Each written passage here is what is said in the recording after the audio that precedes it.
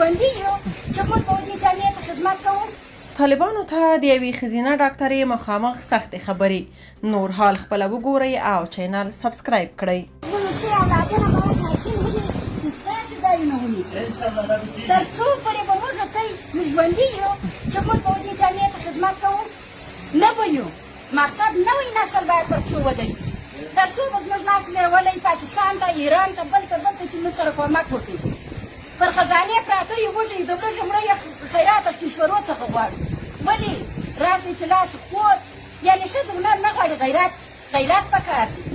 نو که زه نن دغه ځای ته نوی راغلی ما ویلي چې زما په څه ما همدردي خپل د وطندارانو سره وکړه چې زه د کابله څخه بې معاشه را روانه یم دلته ستاسې په درد باندې ستاسې په غم باندې ما ځان شریکوي. دې ډاکټرانو صاحبانو ځان شریکوي دې نورو ډاکټرانو صاحبانو ځان شریکوي. نو زموږ همدغه خواهش تاسې څخه دی ولسواس ته هم زه دغه خبره کوم چې هغه لوړپوړو چارواکو ته چې زموږ تر څو به زه ژوندي یم چې زه دې جامعې ته خدمت کوم. زما لور به باید تحصیل وکړي چې تاسو ته خدمت وکړي. د دې خور لور باید تحصیل وکړي چې دې ته خدمت وکړي. تاسو په دې اړه څه نظر لرئ؟ کومنټ کې شریک او چینل سبسکرایب کړئ.